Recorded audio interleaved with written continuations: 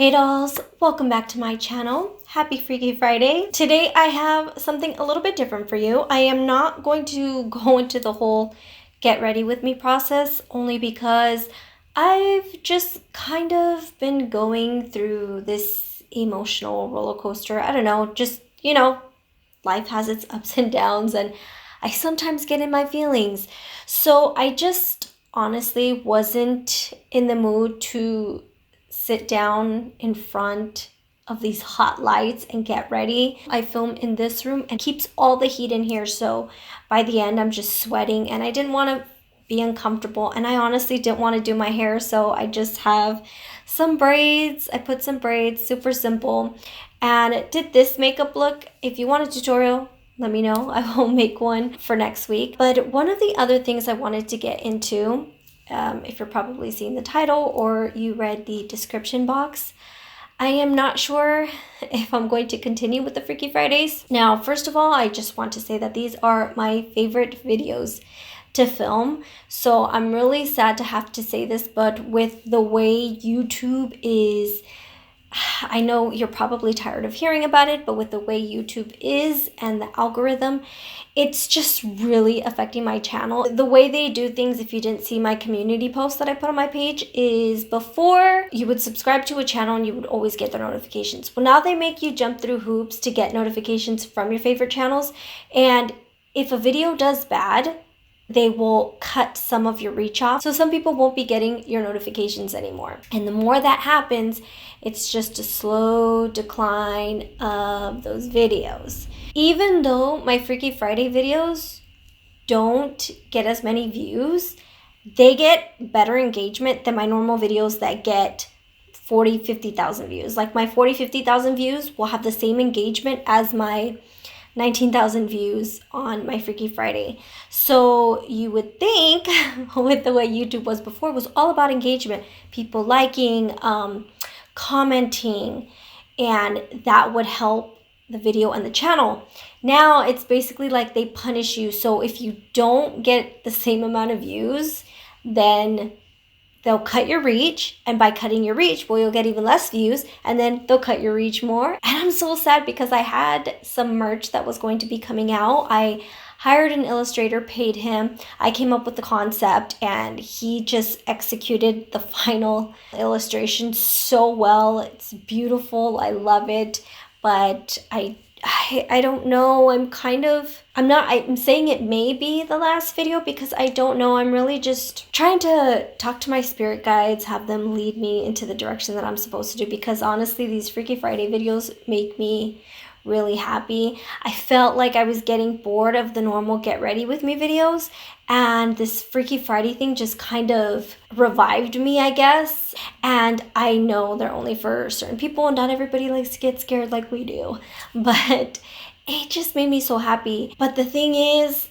they're so much work. They take me about 6 hours to film, which is a lot more than my normal videos. It's not about the money, because my Freaky Friday videos actually make more money than my normal videos with 50,000 views, even 100,000 views, because you guys watch through and you guys are very supportive. Either you watch the ads or you click on the ads. I make more money on these Freaky Friday videos than I do on my normal videos. So by not doing these, it is going to kind of hit my income, but that's perfectly fine. And when you work so hard and put so much time into these videos for YouTube to cut your reach, it's just really discouraging, especially since I grew over 200,000 subscribers in less than a year, and yet my views are the worst they've ever been. That it just, when you look at all the analytics, nothing makes sense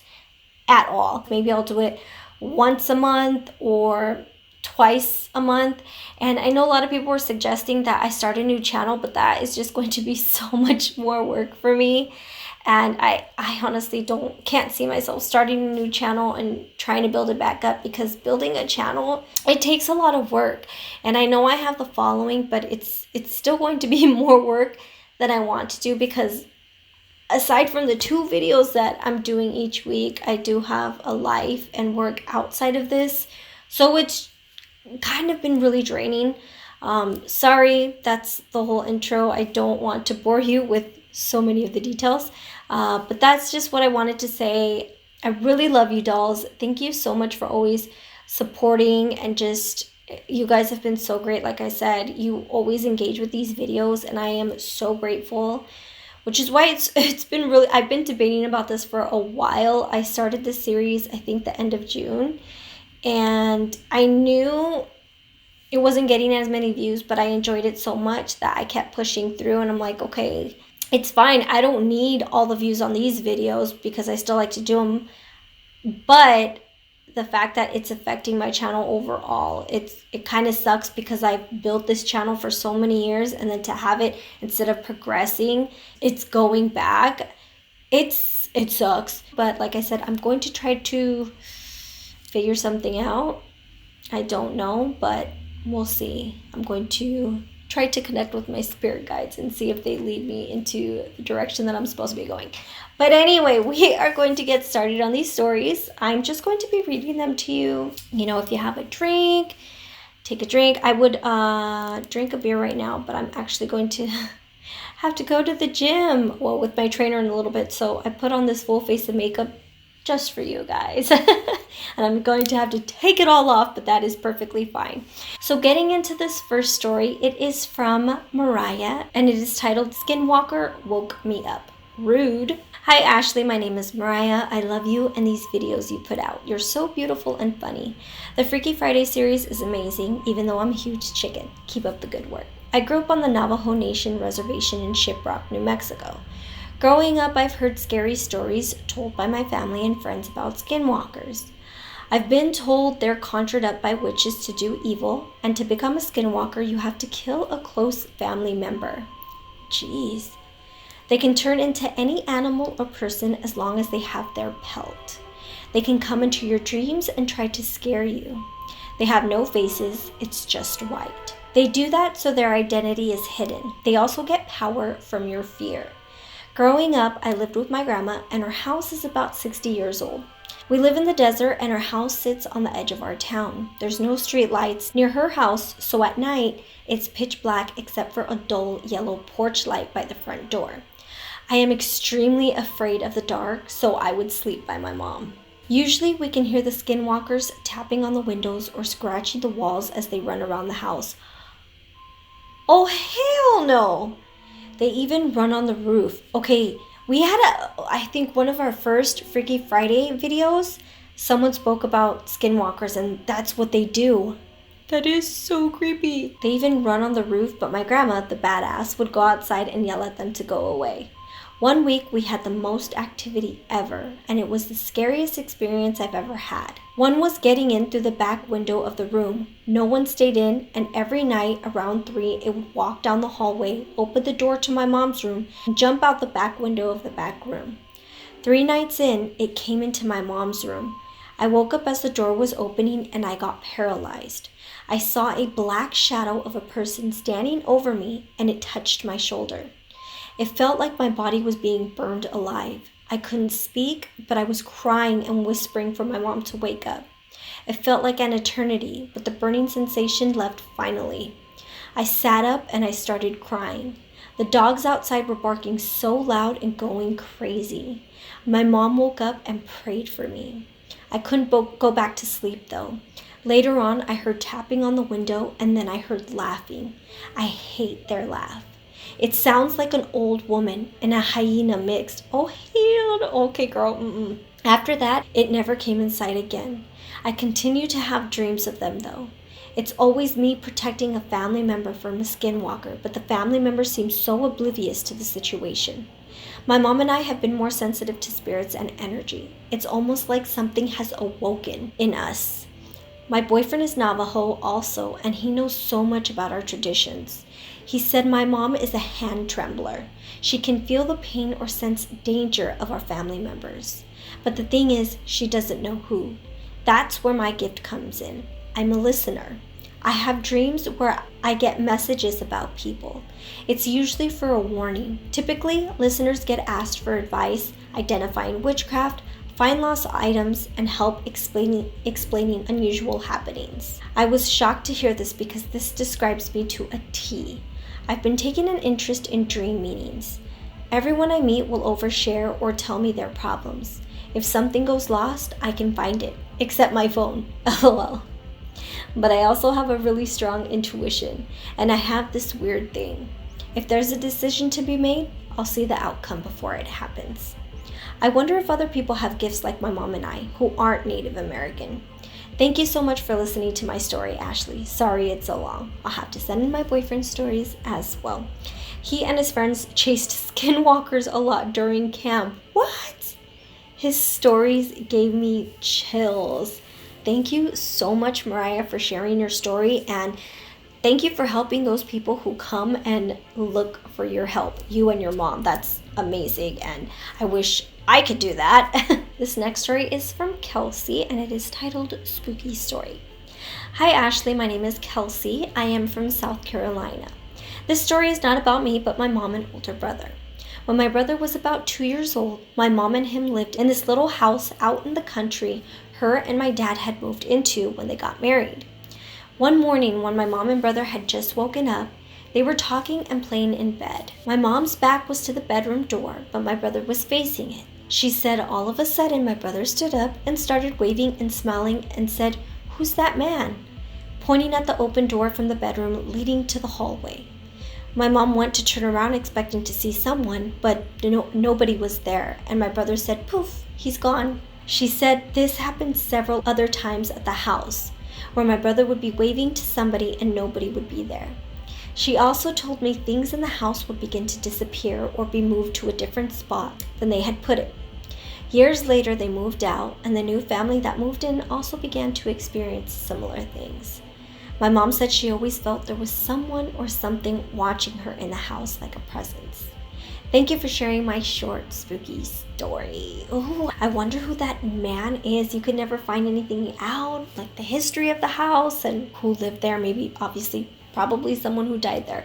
Thank you so much, Kelsey, for sharing your story. This next story is from Chantel. Hey, Ash, I love your stories so much. I'm glad you're still doing this series.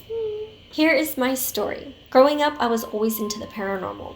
It never scared me. I have always respected others' beliefs and religions and have even looked into them to learn more. When my parents purchased a home, my father turned the basement into a separate 2-room apartment where I lived. Throughout the whole house, we would all see and hear random stuff happening. Doors opening, closing, lights turning on and off, the kitchen sink turning on. We didn't really feed into it. With time, my boyfriend moved in with me. Let's say we learned he was a jealous ghost. I would hear my boyfriend at the room or bathroom door yell at me to let it go. He would always think I would be on the other side holding it shut. He would be showering and the water temperature would change. The ghost hated him. One day I went to wake up and turned to hug him. For some reason I turned to the left, not the right where he always is. And something grabbed my arm and wouldn't let it go. I cried and screamed, but nothing came out. I closed my eyes and I saw the Santa Muerte. She told me to relax, breathe, and it'll be okay. I opened my eyes and the thing was gone. I called my friend who was very into black magic and praised to her. She told me that since I respected La Santa Muerte and those that believe in her, she protected me because she knew I was in danger. A week later, I found out I was pregnant. The ghost hated it. Everything he did to my boyfriend, he started doing to me. Only difference, I would see him. I would wake up to him staring at me. I ended up getting information that the guy in his early 20s died from an overdose in the house. He was a loner and had no one. He attached himself to me because I was the most like him, and he became jealous knowing he was losing me. I had the whole house cleansed. He never once appeared again. My parents still live there, and they haven't seen or felt him. Thank you for sharing. What an... Oh my gosh, to have a ghost actually jealous is insane. So this is the first good story about La Santa Muerte that we've heard. Usually she's done some harm to family members of the people giving their stories. So it's great that she saved you from that asshole, hurting you. Thank you so much, Chantel, for sharing your story. So this next story is from Sarah, and it is titled Demon in My Room. Hey Ashley, my name is Sarah. I'm from Austria and love watching your videos. I apologize in advance if the story is so long, but I hope you enjoy it. This happened 4 years ago. I was 13 at my grandma's house, and it still freaks me out till this day. Now, I have always had a weird feeling going into that house, especially on the first floor into a lilac-colored room. It always felt like I was invading someone else's home, and I started getting headaches and feeling weak going into that room. Now, this is where it gets real. I was still awake in bed in that lilac room when all of a sudden I heard footsteps. The light was still on, so I kind of ignored it. Then I got sleepy and went to turn the lights off. I laid down facing the wall, but suddenly I smelled burning flesh mixed with sulfur. Ugh. It was so strong that it almost made me throw up. Still facing the wall, I saw something out of the corner of my eye at the end of the bed. So I sat up. At the end of my bed was a 7-foot tall figure. Its body was all black, covered in what looked like a cloak. Its face was oval, white, with huge black eyes and no mouth. It also had white or light gray curly hair. Ugh! It was really dark, so I wasn't able to make out anything else, but I know I wasn't dreaming. I immediately ran to turn the light on, and it was gone. Scared to my core, I went back to bed, but with the lights on, this time facing away from the wall. I closed my eyes but could still see something dark going back and forth right in front of my face. It was that close to my face that I could see it through my eyelids. I wasn't able to sleep that night, so I waited till the sun came out. Even though I was that scared, I still asked my mother if something had happened in that room. She told me that my grandma's first child died after birth in that room, and another baby boy got delivered in that lilac room, but dead. As if that was not enough horror, my dad told me that a 5-year-old boy died in that house as well, so a lot of deaths have happened sadly. I have 2 other spooky stories to tell, and if you want, I can tell them to you. Sorry if my writing skills weren't on point. P.S. I love your channel and the Freaky Friday series. Much love, Sarah. That is so sad that there has been so much death in that house, especially with the little boy and the poor babies. But the babies and that child definitely are not that black figure in that room. So I'm really curious to know, who is that black figure? Why is he there? And why is he trying to scare you? Thank you so much, Sarah, for sharing your story. All right, dolls, so this next story is from Ariana. Hi, Ashley. My name is Ariana, subscriber for years and really loving the Freaky Friday series. I have a couple stories to share, but we'll start off with a sweet one and end with the super scary one later. A whisper. About 4 years ago, my father-in-law got really sick and was in the hospital up until the day he passed. He meant so much to me. Luckily, I was able to tell him how much I loved him and appreciated him before he passed. My suegro had a very distinct voice. My son was only 3 years old when my suegro passed, and to this day, my son still tries to imitate my suegro's voice. On the day my suegro passed, we all went to his house to be with my suegra and the family. The plan was to stay the night there. As it got later and later, both of my kids ended up falling asleep in a back room that my suegro liked to hang out in to watch TV. My husband said that it's best we just go home instead of spending the night. I went into the room to get my 6-month-old daughter.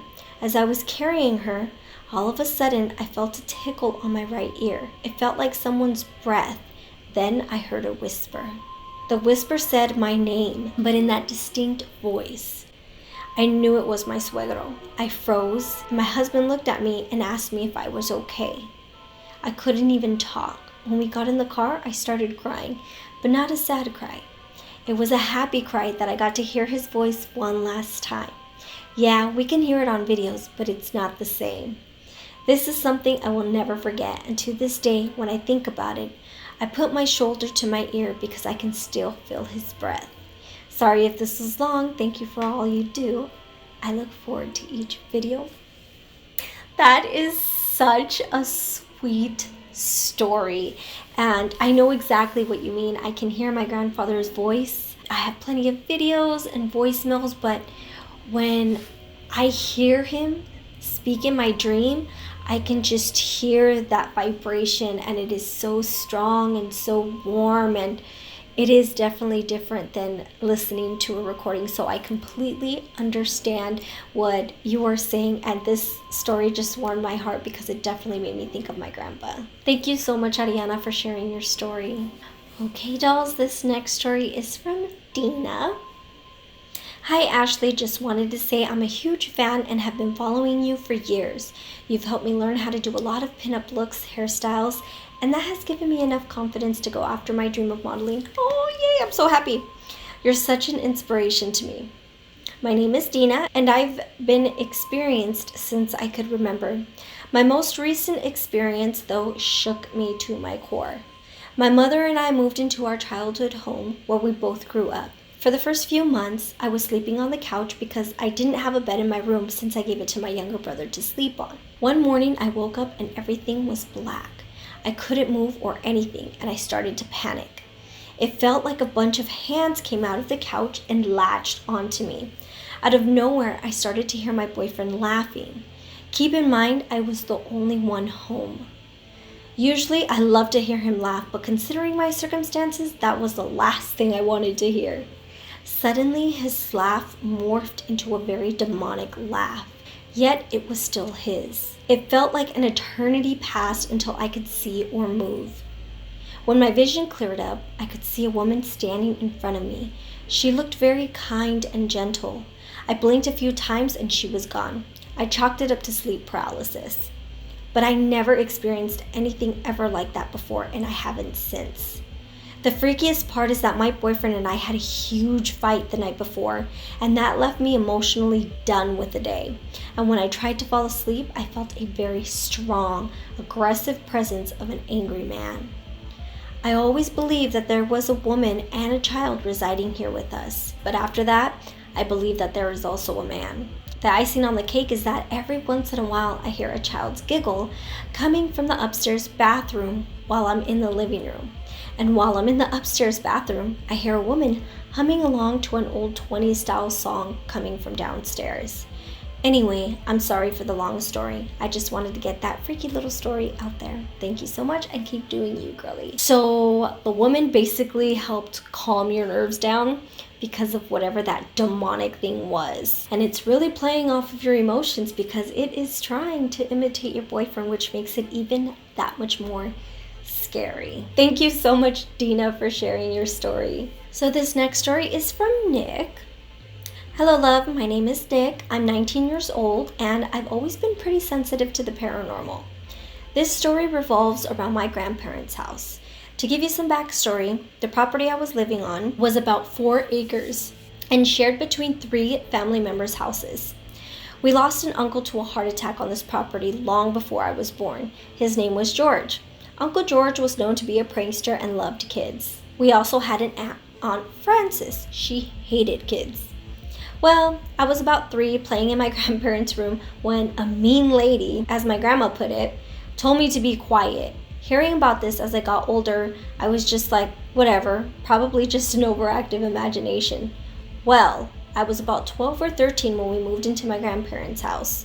My mom had no idea who these family members were because this wasn't her family, and my dad and her were divorced.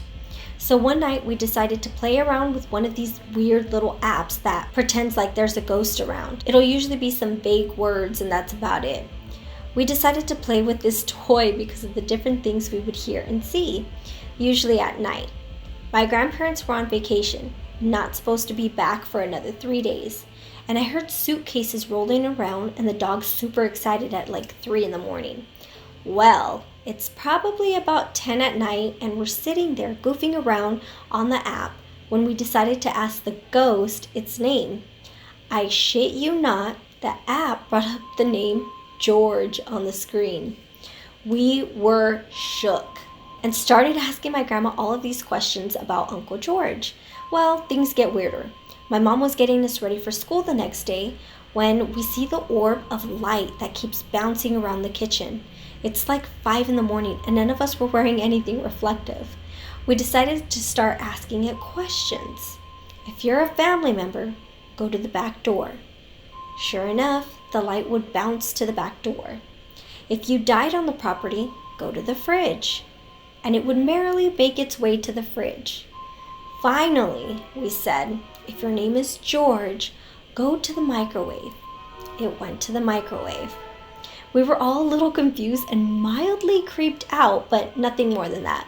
I should say, I have a lot more creepy and potentially dangerous stories, but this one has always stuck out in my head.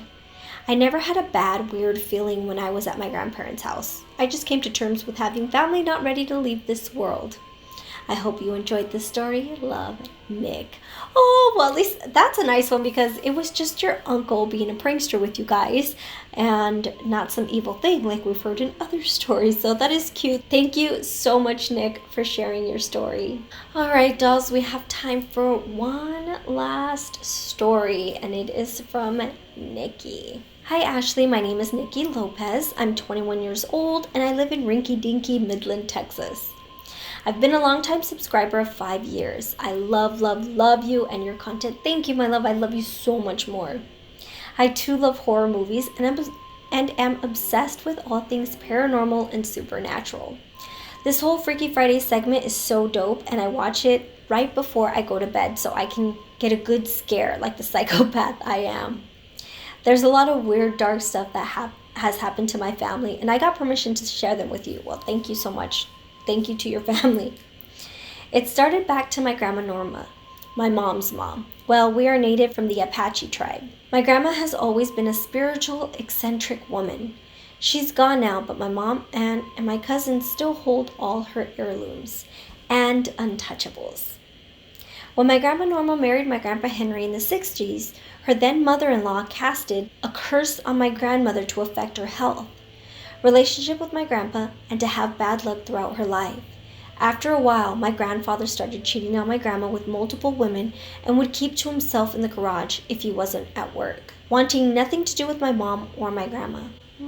My grandma could feel the dark cloud that would hover over their house. She had several priests come over trying to bless the house, but many of them were in and out. None of them would stick around or really help my grandma. Finally, my grandma turned to an old medicine woman for help, who then came and could feel the negativity oozing out of the walls of the house. She then began to bring in gallons and gallons of holy water into the house. The medicine woman drenched everything from the walls to the garage and even the backyard. After she was done, the medicine woman said she would come back once again, but to keep all the doors closed with my mom in her room because she was just going to fly right through, that they wouldn't even know she was there. Once it got dark, my grandma claims that she saw the medicine woman return to the house, come inside, turn into an owl, and soar throughout the house and fly out the back door. I don't actually know if it helped any or not, but my grandma felt some sort of relief when my grandpa finally left and moved in with his whores. Oh shit. Not knowing that my grandma was pregnant with her second girl, my aunt. At the same time, the curse was put on her. My aunt was born with all kinds of allergies and health problems that no kid should have to deal with. The curse hadn't only affected my grandma's life, but also affected her unborn baby. Some years passed. My mom is in high school. One weekend, my grandma left for Albuquerque for a giant powwow gathering of nations. My mom wanted to sleep in the good bed, decided to sleep in my grandma's room for the night. On 3 separate occasions, my mom said she would have the same dream.